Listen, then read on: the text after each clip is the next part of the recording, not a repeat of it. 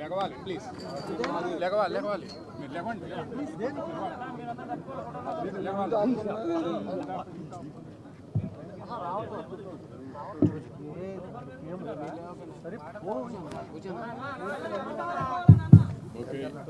Please silence.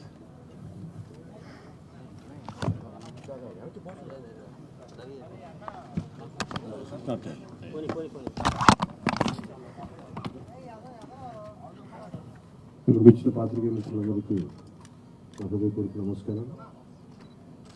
Andhra Pradesh వినాశనానికి దారితీసిన YCP ప్రభుత్వానికి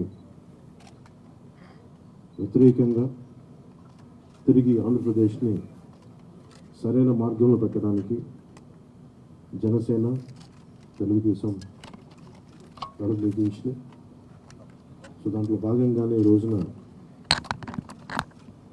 శ్రీ చంద్రబాబు నాయుడు గారితో గత 2 సంవత్సరాలుగా మేము ఆలోచిస్తూ ఉన్నాం ఈ పర్టికులర్ రాష్ట్ర క్షేమం గురించి. ఇప్పటి సభ దగ్గర నుంచి ఈ రోజు దాకా ఒక్కొక్కటి తెచ్చుకుంటూ మాట్లాడుకుంటా చాలా జాగ్రత్తగా ఆంధ్రప్రదేశ్ని అభివృద్ధి పదంలోకి ఎలా తీసుకెళ్ళాలని ఆలోచిస్తూ వచ్చాం. అందులో భాగంగానే ఈ రోజున ఒక బంగారు భవిష్యత్తు కోసం రాష్ట్రాన్ని సరైన అభివృద్ధి పదంలో పెట్టడానికి మనస్ఫూర్తిగా ఈ రోజున శ్రీకారం చుట్టడం జరిగింది. అందులో భాగంగానే ఈ రోజున జనసేన, తెలుగుదేశం కలిసి పదం దిగించినాయి. దీనికి మరింత బలోపేతం చేయడానికి భారతీయ జనతా పార్టీ కూడా శుభాశిస్సులు ఉన్నాయి. దీనికి మీ అందరికీ తెలిసిందే. అందుకని ఆ పూర్తి ఎలా వెళ్ళబోతున్నాం, ఎట్లా వెళ్ళబోతున్నాం ముందు పెద్దలు, మాజీ ముఖ్యమంత్రి, ప్రతిపక్ష నాయకులు శ్రీ నారా చంద్రబాబు నాయుడు గారు వివరిస్తారు. ఆ తర్వాత జనసేన ఎన్ని స్థానాల్లో పోటీ చేస్తామో తెలియజేస్తారు.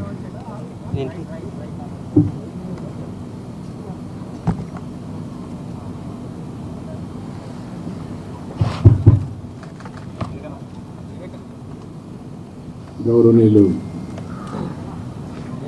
పవన్ కళ్యాణ్ గారు, వేదిక పైన పెద్దలు, అదే మరిగా ఈ సమావేశానికి వచ్చిన అందరికీ నమస్కారాలు.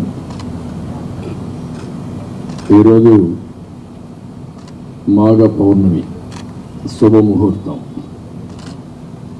ఆ శుభదినాన శుభముహూర్తంలో తెలుగుదేశం పార్టీ, జనసేన పార్టీ రెండు కలిపి ఎన్నికలు పోవడానికి సిద్ధమవుతున్నాం.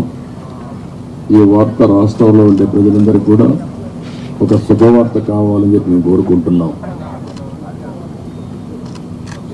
పవన్ కళ్యాణ్ గారు చెప్పినట్టు ఈరోజు ఈ యొక్క కలయిక అనేది రాష్ట్ర భవిష్యత్తు కోసం, ఈ రాష్ట్రాన్ని కాపాడుకోవడం కోసం, భావితరాల భవిష్యత్తు కోసం ఈ కలయిక కలుస్తున్నాం.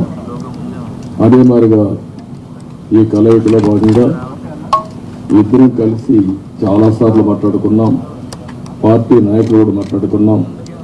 అన్నీ మాట్లాడిన తర్వాత 175 సీట్లలో 24 సీట్లు జనసేన పోటీ చేస్తుంది. 3 పార్లమెంటు జనసేన పోటీ చేస్తారు. మిగిలిన సీట్లలో తెలుగుదేశం పార్టీ పెట్టుకుంది. మళ్ళీ వారు చెప్పినట్టు బీజేపీ కలిసి వస్తే ఆ విషయాలు కూడా మాట్లాడుకొని మేము తగిన నిర్ణయాలు తగిన సమయంలో తీసుకుంటాం. ఈరోజు మనం మొట్టమొదటిసారిగా ఏవైతే నిర్ణయించుకున్నామో ఆ నిర్ణయం ప్రకారం తెలుగుదేశం పార్టీ అభ్యర్థులు ఎంపిక చేస్తాం. అదే మాదిరిగా జనసేన అభ్యర్థుల్ని పవన్ కళ్యాణ్ గారు ఎంపిక చేస్తారు. అన్ని ఏరియాల్లో ప్రతి ఒక్కరికి ఒకటి విజ్ఞప్తి చేస్తున్నాం. ముహూర్తం కాబట్టి ముందు మేము క్యాండిడేట్స్ని రిలీజ్ చేసిన తర్వాత మళ్ళీ మిగిలిన డీటెయిల్స్ అని మాట్లాడతాం. ఇది తెలుగుదేశం పార్టీ అభ్యర్థుల జాబితా. మొదటి విడతగా ఒక 94 సీట్లు మీకు రిలీజ్ చేస్తున్నాను. ఇది మీకు పంపిస్తాను. మీ అందరూ డిస్ట్రిబ్యూట్ చేసిన తర్వాత నేను మాట్లాడతాను. ఇప్పుడు పవన్ కళ్యాణ్ గారు మాట్లాడతారు. జనసేన చాలా కీలకంగా 24 స్థానాల్లో పోటీ చేస్తుంది. భారతీయ జనతా పార్టీని దృష్టిలో పెట్టుకొని కూడా జనసేన చాలా కీలకంగా 15 స్థానాల్లో పోటీ చేయాలని నిర్ణయించుకున్నాం. దాంట్లో ముందుగా సంఖ్యాపరంగా ఒక 5 మంది అభ్యర్థులను 24 నియోజకవర్గాలు 5 నియోజకవర్గాలు దానికి సంబంధిత అభ్యర్థుల్ని పంపిస్తా ఉన్నాం. నెల్లిమర్ల శ్రీమతి లోకం మాధవి గారు, అనకాపల్లి శ్రీ కొనతాల రామకృష్ణ గారు, రాజానగరం దత్తుల బలరామకృష్ణ గారు, కాకినాడ రూరల్ పంతం నానాజీ గారు, తెనాలి శ్రీ నాగేంద్ర మనోహర్ గారు పోటీ చేస్తారు. మిగతా 19 నేను 2 రోజుల్లో మొత్తం అందరికీ తెలియజేసుకుంటాను. ఇప్పుడు నేను పేరు చేయాల్సిన అవసరం లేదనుకుంటాను. ప్రధానమంత్రి చేస్తాను. Okay,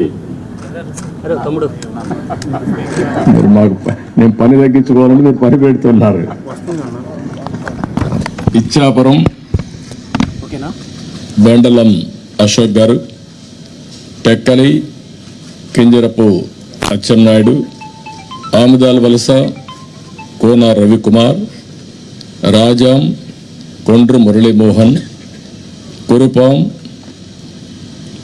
Toyaka Jagadeeswari, Parvathipuram Vijaya Bonela, Salur Gummadi Sandhyarani, Bobbili RSV KK Rangarao, Gajapathinagaram Kondapalli Srinivas, Vizianagaram Pusapati Aditi Vijayalakshmi Gajapathiraju, Visakhapatnam east Velagapudi Ramakrishnababu, Visakhapatnam west PGVR Naidu alias Ganababu, Araku valley Siriveri Donnudora, Payakaraopeta Vangalapudi Anitha, Narsipatnam Chintakayala Ayyannapatrudu, Tuni Yanamala Divya, Peddapuram Nimmakayala Chinarajappa, Anaparthi Nallimilli Ramakrishna Reddy, Mummidivaram డోట్ల Subbaraju,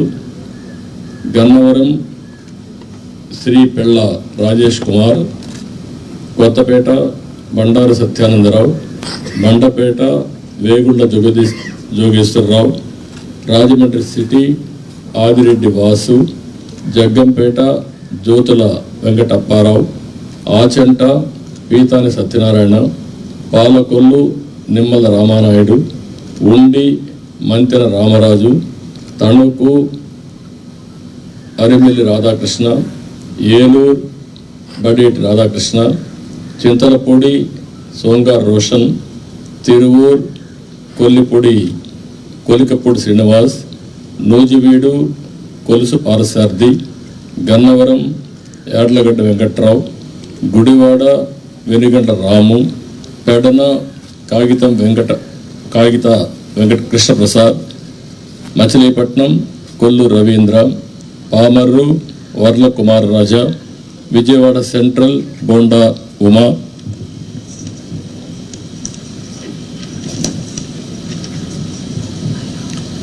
Vijayawada east Gadde Rammohan Rao, Nandigama తంగరల Soumya, Jaggayyapeta Sriram Rajagopal తాతయ్య, తాడికొండ తెనాలి శ్రావణ్ కుమార్, మంగళగిరి నారా లోకేష్, పన్నూర్ ధూళిపాళ్ల నరేంద్ర, వేమూరు నక్క ఆనందబాబు, రేపల్లె అనగన సత్యప్రసాద్, బాపట్ల వేగేసిన నాగేంద్ర వర్మ, ప్రత్తిపాడు బోర్ల Ramanjaneyulu, తెల్లూరుపేట Pattipati Pullarao, Sattenapalli Kanna Lakshminarayana, Vinukonda GV Anjaneyulu, Macherla Julakanti Brahmanandareddy, Yerragondapalem Gudur Erikshan Babu, Parchur Eluri Sambasivarao, Addanki Gottipati Ravikumar, Santhanuthalapadu Bommaji Niranjan Vijay Kumar, Ongole Damarcharla Janardhan Rao, Kondapi Dola Sri Bala Veeranjaneya Swamy, Kanigiri Mukku Ugra Narasimhareddy, Kavali Kavya Krishnareddy, Nellore city P Narayana, Nellore rural Kotamreddy Sridhar Reddy, Gudur Pasam Sunil Kumar, Sullurpeta Nelavala Vijayasree, Udayagiri Kakarla Suresh, Kadapa Madhavareddy, Rayachoti Mandipalli Ramprasad Reddy, Pulivendula Marreddy Rabindranath Reddy, Mydukur Putta Sudhakar Yadav, Allagadda Bhuma Akhila Priyareddy, Srisailam Budda Rajasekhar Reddy, Kurnool TG Bharath, Panyam Gowri Charitareddy, Nandyal NMD Farooq, Banaganapalli BC Janardhan Reddy, Dhone Kotla Suryaprakash Reddy, Pattikonda KV Shyambabu, Kodumur Boggula Dasthagiri, Rayadurg Kaluva Srinivasulu, Uravakonda P Keshav, Tadipatri JC Asmith Reddy, Singanamala Bandaru Sravanisree, Kalyandurg Alimineni Surendrababu, Raptadu Paritala Sunitha, Madakasira KME Sunil Kumar, Hindupur Nandamuri Balakrishna, Penukonda Savitha, Thamballapalle Jayachandrareddy, Pileru Nallari Kishore Kumar Reddy, Nagari Gali Bhanuprakash, Gangadhara Nellore doctor VN Thomas, Chittoor Gurajala Jaganmohan, Palamaner N Amarnath Reddy, Kuppam Chandrababu Naidu. లాస్ట్లో ఇవి టోటల్గా 94 నేమ్స్ ఈరోజు మేము రిలీజ్ చేశాం. వారు ఎక్సర్సైజ్ చేసి ఇప్పుడే 5 పేర్లు వారు రిలీజ్ చేశారు. ఇప్పుడు వారు మాట్లాడిన తర్వాత మళ్ళీ నేను మాట్లాడి సమ్మింగ్ చేస్తాం. జనసేన చాలా కీలకంగా ఓట్లు చీలకుండా 98% స్ట్రైకింగ్ రేట్ ఉండేలాగా ఎక్కువ స్థానాలు తీసేసుకొని ఎక్స్పెరిమెంట్ చేసే కంటే కూడా తక్కువ స్థానాలు తీసుకొని రాష్ట్ర ప్రజలకు ఉపయోగపడేలాగా. ఈరోజు నేను చూస్తుంది కూడా రాష్ట్రాన్ని ముందు ఒక గాడిలో పెట్టడం, పార్టీ ప్రయోజనాలను దాటి వ్యక్తి ప్రయోజనాలను దాటి రాష్ట్ర ప్రయోజనాలను దృష్టిలో పెట్టుకొని 2014 నుంచి మనం నలుగుతూ ఉన్నాం. 2019కి ఈ అరాచక పాలన వల్ల ఇంకా నలిగిపోతూ ఉన్నాం. ఇలాంటి సమయంలో నేను చాలా నిర్మాణాత్మకంగా చాలా బాధ్యతతోటి అన్నీ ఆలోచించి, చాలామంది పెద్దలు 45 స్థానాలు కావాలి 70 స్థానాలు కావాలంటే ఒకటే చెప్పాను అందరికీ, 2019లో కనీసం నాకు ఒక 10 స్థానాలు ఉండుంటే ఈరోజు ఎక్కువ స్థానాలు తీసుకొని ఒక మంచి చక్కటి అవకాశం ఉండేది. అది కోల్పోయాం. కాబట్టి ఈసారి తక్కువ స్థానాలతోటి 98% స్ట్రైకింగ్ రేట్ ఉండాలి. దాంట్లో భాగంగానే 24 స్థానాలు 3 పార్లమెంట్లు ఫిక్స్ అయిపోయాం. అలాగే 24 స్థానాలు కనిపిస్తున్నాయి, కానీ జనసేనకి మనం చూడాల్సింది 3 పార్లమెంట్లో ఇంకొక అదనంగా ఇంకొక 18 నుంచి 20 దాకా స్థానాలు అధికంగా యాడ్ అవుతాయి. సో దాదాపు ఒకలా చూస్తే జనసేన అందరూ అనుకున్నట్టుగా ఒక 40 స్థానాల్లో పోటీ చేస్తున్నట్టు లెక్క, 3 పార్లమెంట్తో కలుపుకొని. నేను కూడా ఈ అలయన్స్ బలంగా ఉండాలి, టీడీపీ జనసేన అలయన్స్ బలంగా ఉండాలి అంటే నేను కూడా ప్రత్యేకించి భారతీయ జనతా పార్టీని దృష్టిలో పెట్టుకొని కూడా నా సీట్లని కుదించుకోవడం జరిగింది. ఇది మన నాయకులందరికీ కూడా వ్యక్తి ప్రయోజనాలను పక్కన పెట్టి రాష్ట్ర ప్రయోజనాలని ముందుకు తీసుకెళ్దాం. ఓటు ట్రాన్స్ఫర్ అయిన రోజున ఎవరైతే త్యాగాలు చేశారో, ఎవరైతే కష్టపడి పనిచేశారో ప్రతి ఒక్కరికి పేరు పేరున ఈ సభావేదిక మీదుగా నేను తెలియజేసుకుంటా ఉన్నాను. ప్రతి ఒక్కరికి మీ ప్రతిభతోటి, మీ సమర్థతతోటి, మీ అనుభవం ఎలా ఉందో దానికి తగ్గ ప్రతిఫలం ఉంటుంది భవిష్యత్తులో పదవులు. మన ప్రభుత్వం స్థాపించిన వెంటనే ఎలాంటి పదవులు మీ సమర్థతకి, మీ ప్రతిభకి తగ్గట్టుగా ఖచ్చితంగా మీకు అండగా ఉంటామని తెలియజేసుకుంటూ, ప్రతి జన సైనికులకి, ప్రతి వీర మహిళలకి, ప్రతి జనసేన మద్దతుదారులందరికీ కూడా మన ఓటు టీడీపీకి వెళ్ళటం ఎంత ముఖ్యమో టీడీపీ ఓటు కూడా మనకు రావడం అంతే ముఖ్యం. జనసేన ఓటు ఖచ్చితంగా టీడీపీకి ట్రాన్స్ఫర్ అయితేనే ఈ రాష్ట్రం చాలా అద్భుతంగా ఉంటుంది. ఎట్టి పరిస్థితుల్లో కూడా ఓటు ట్రాన్స్ఫర్ అనేది ఖచ్చితంగా జరగాలి. అందుకని ఎలాంటి పొరపక్షాల మధ్యలో 1-2 వచ్చిన వైసీపీ దుష్ట పన్నాగాలు పని ఏదన్నా ఎలాంటి విభేదాలు సృష్టించినా వాటిని మేమందరం సమర్థవంతంగా ఎదుర్కోవడానికి, కలిసికట్టుగా ఎదుర్కోవడానికి మేము పూర్తి సంసిద్ధతతో ఉన్నాం. ఆయన సిద్ధమని చావగొడతా ఉన్నారు. బాబు నీకు యుద్ధం ఇస్తాం, నీకు అది ఎలా ఎందుకు యుద్ధం చేస్తామంటే ప్రజలు తిరిగి ఆంధ్రప్రదేశ్ని గాడిలో పెట్టడానికి యుద్ధం చేస్తాం నీకు. అయితే మనస్ఫూర్తిగా ప్రజలందరికీ కూడా చాలా శుభదినం. మనం ప్రభుత్వాన్ని స్థాపిస్తున్నాం, మనం గెలుస్తున్నాం. జై జనసేన, జై టీడీపీ, జై హింద్.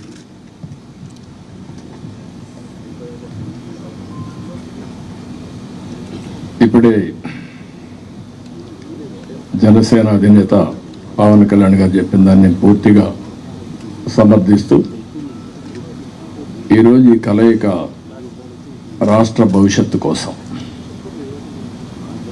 ఏ ఇద్దరు వ్యక్తుల కోసమో, ఏ 2 పార్టీల కోసం కాదు, 5 కోట్ల ప్రజా ప్రయోజనాలు ఆశించి ఈరోజు మనస్ఫూర్తిగా 2 పార్టీలు కలిసి పనిచేయాలని ఈ నిర్ణయం తీసుకున్నాం. ఈరోజు రాష్ట్రానికి ఇది ఒక హిస్టారికల్ డే, ఒక మంచి ప్రయత్నానికి తొలి అడుగు ఇది. నేను ఎందుకు ఈ మాట అంటున్నాను? నేను చాలా రాజకీయాలు చేశాను, కానీ రాష్ట్ర విభజన వల్ల రాష్ట్రం నష్టపోవడం, నష్టపోయిన రాష్ట్రాన్ని మళ్ళీ ఘాట్లో వేయడానికి ప్రయత్నం చేసే సమయంలో 19లో మళ్ళా ఒక విఘాతం రావడం, ఆ విఘాతం వచ్చిన తర్వాత రాష్ట్రం విడిపోయినప్పటికంటే 19 తర్వాత జగన్మోహన్ రెడ్డి ముఖ్యమంత్రి అయిన తర్వాత ఈ రాష్ట్రాన్ని ఎన్ని విధాల ఇబ్బంది పెట్టాలో తిరిగి కోలుకోలేని స్థితికి తీసుకెళ్ళిపోయే పరిస్థితికి వచ్చాడు. ఇది ఒక వ్యక్తికి నష్టం కాదు, లేకపోతే పవన్ కళ్యాణ్ గారికి నాకే నష్టం కాదు, 5 కోట్ల ప్రజలకు జరిగిన నష్టం ఇది.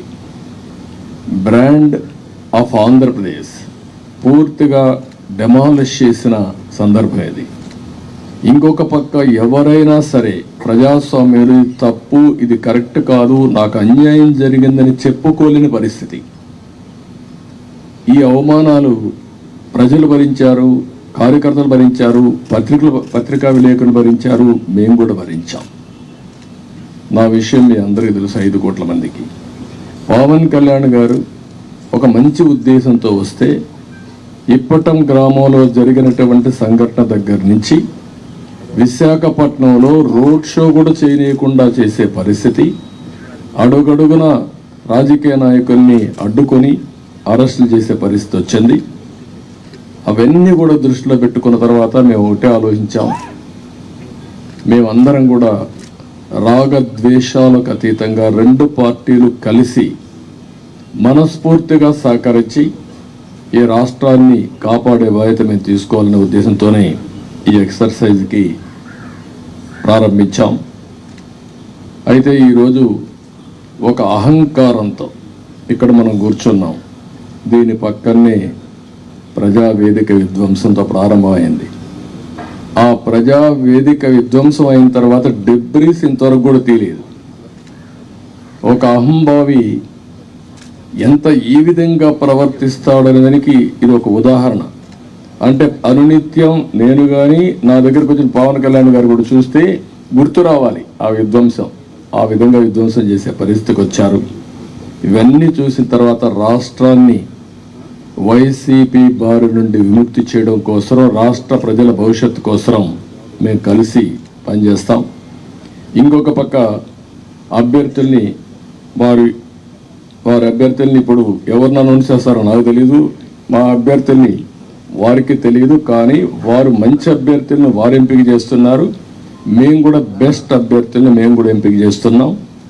ఈరోజు చూస్తే నా రాజకీయ జీవితంలో ఎప్పుడూ చేయనంత ఎక్సర్సైజ్ చేశాను నేను. ఆ విషయం ఇది నాకు 9వ ఎన్నికలు. 9వసారి ఎన్నికలు పెట్టినప్పుడు సమైక్య ఆంధ్రప్రదేశ్లో కూడా ఇంత ఎక్సర్సైజ్ నేను ఎప్పుడు చేయలేదు. అంత ఎక్సర్సైజ్ చేశాను. 1,10,00,000 దగ్గర నుంచి అభిప్రాయ సేకరణ చేసుకున్నాను వివిధ సోర్సెస్ ద్వారా. నేను ఒక్క సోర్స్లో చేయలే, అనేక సోర్సెస్ పెట్టి ప్రజల్ని కార్యకర్తల్ని కాన్ఫిడెన్స్గా తీసుకున్నాను. నేను ఒక మహత్తరమైన కార్యక్రమానికి శ్రీకారం చుట్టినప్పుడు నాకు సరైన సమాచారం కూడా ఉంటే సరైన నిర్ణయాలు తీసుకుంటాం. నాకు సరైన సమాచారం లేకపోతే సరైన నిర్ణయాలు తీసుకోలేమనే ఉద్దేశంతో సమాచారం తీసుకొని అన్ని కోణాల్లో విశ్లేషించిన తర్వాతనే ఈ 94 మంది అభ్యర్థుల్ని ఈరోజు వడబోసి ఫైనలైజ్ చేశాం.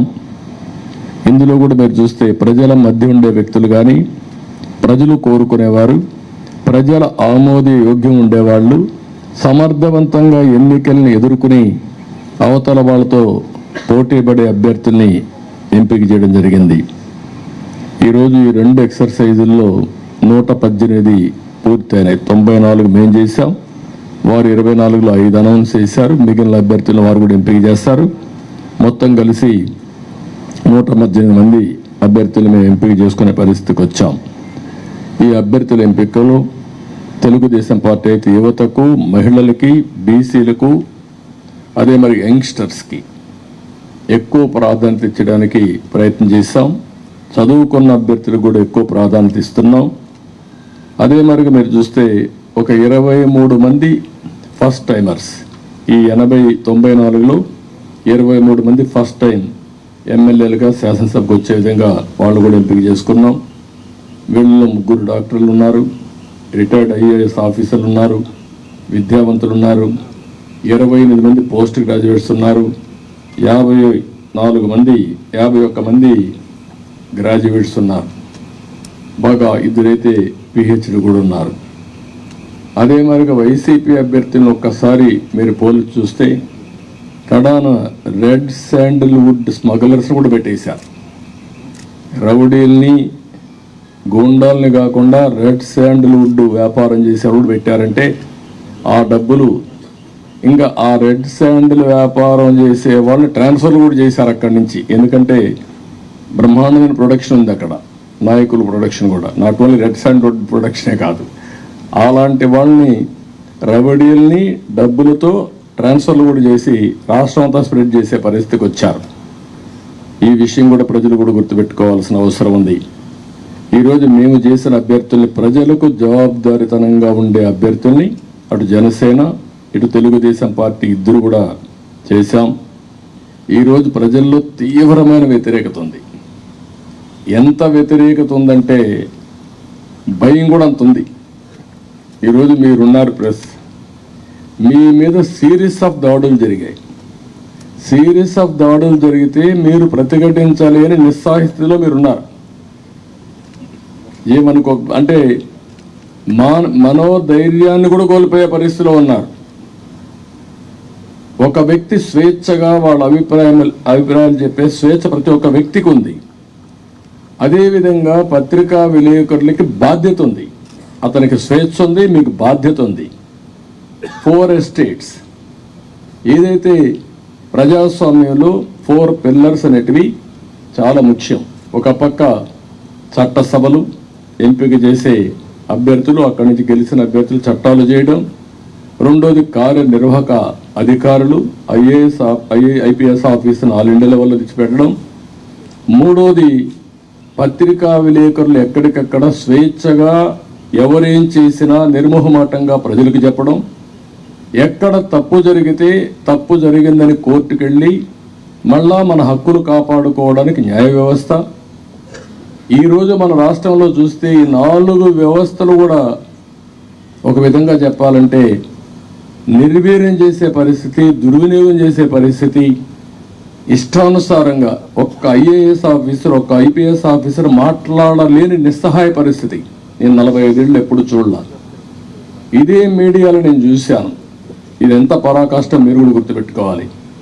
ఇదే మీడియాలో ఒక్కసారి ఒక జీవో తీసుకొచ్చి నియంత్రణ చేస్తున్నానని రాజశేఖర రెడ్డి ఒక జీవో తీసుకురావడానికి ఫైల్ మూవ్ చేశాడు. అంతే, ఫైల్ మూవ్ చేస్తే నెక్స్ట్ డే మేము అసెంబ్లీలో పట్టుకున్నాం.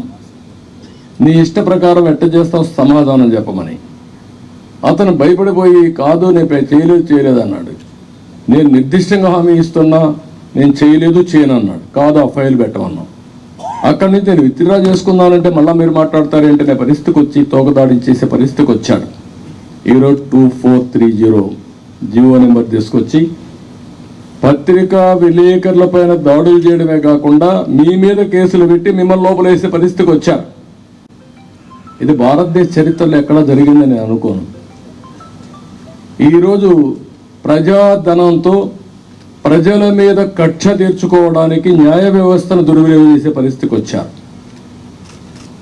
ఒక్కొక్క అడ్వకేట్కి కోట్ల రూపాయలు, కామన్ మ్యాన్ కోట్ల రూపాయలు పెట్టుకుని అడ్వకేట్ని పెట్టుకునే పరిస్థితిలో ఉన్నాడా ఈ రాష్ట్రంలో?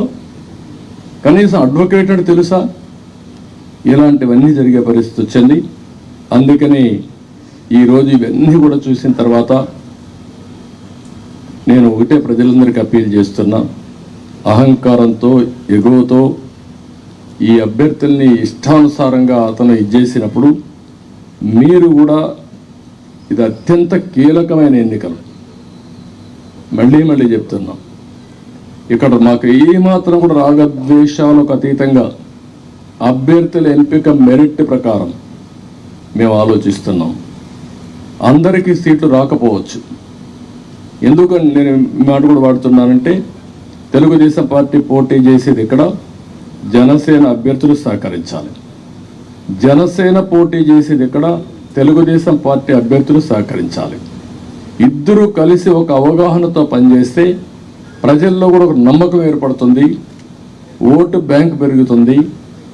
ఎవరైతే ప్రజలు సహకరించాలని ఆలోచన ఉంటారో వాళ్ళకు ఉత్సాహం వస్తుంది. దానివల్ల గెలుపు ఈజీ అవుతుంది. గెలుపు అనేది ఎవరు ఆపలేరు. నేను చాలా స్పష్టంగా కూడా చెప్తున్నా.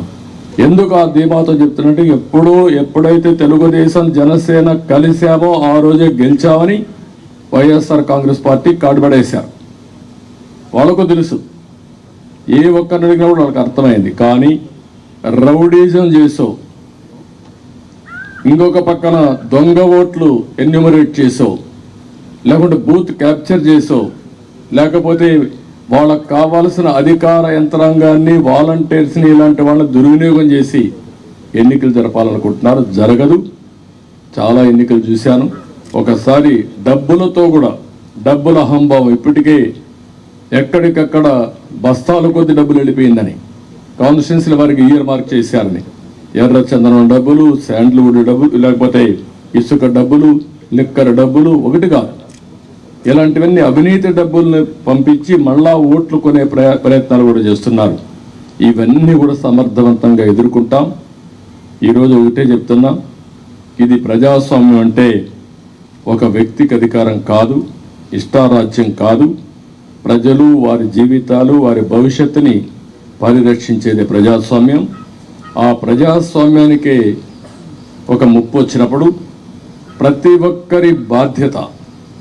ఈరోజు మా దగ్గర డబ్బులు లేకపోవచ్చు, చాలా స్పష్టంగా చెప్తున్నాం. కానీ ప్రజాబలం మా దగ్గర ఉంది. విలువలతో కూడిన రాజకీయం చేశాం. ఇంకొక పక్కన ప్రజల సహకారం కానీ, అదే సమయంలో అందరూ వారి భవిష్యత్తు కోసం పనిచేస్తారని నమ్మకం మాకుంది. మీరు అవసరమైతే ప్రజలే ముందుకొచ్చి 10 రూపాయలు ఖర్చు పెట్టి ఎక్కడికక్కడ అభ్యర్థులు గెలిపించుకునే ప్రక్రియ కూడా మీరు శ్రీకారం చుట్టాల్సిందిగా నేను కోరుతున్నా. ఒక పక్క 5 కోట్ల ప్రజలు, ఒక పక్క ఒక అహంభావంతో, ధనబలంతో, పెత్తందారి విధానాలతో, రౌడీజంతో వస్తున్నటువంటి పార్టీ ఇంకొక పక్క. అందుకే ప్రజలందరూ కోరుతున్నా, మీరు ఆలోచించాల్సిన అవసరం ఉంది. మా బాధ్యత మేము చేస్తాం. మీ బాధ్యత మీరు చేయండి, సహకరించమని మరొకసారి అందరినీ కోరుకుంటూ సహకరిస్తారని చెప్పి ఆశిస్తూ జై హింద్, జై తెలుగుదేశం, జై జనసేన.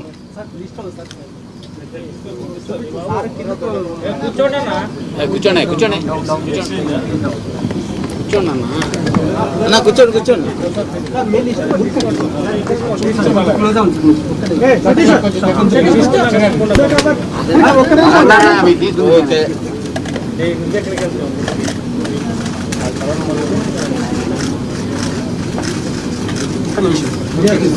వీడియో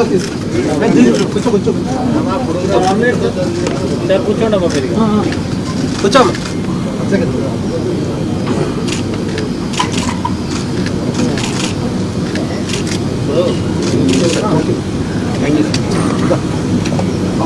ఎక్కడి నుంచి పోటీ చేస్తారో చెప్పలేదు మీరు.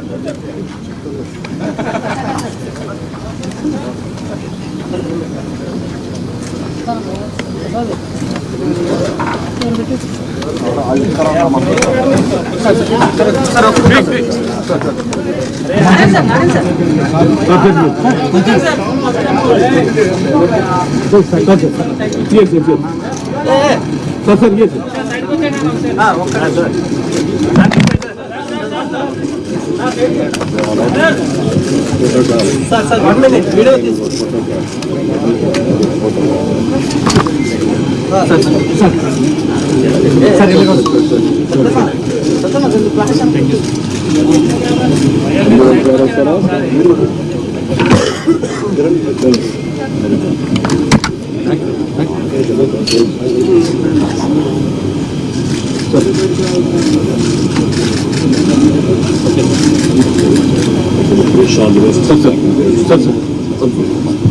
వన్ మోర్ ఫోటో పని పని కూర్చోండి.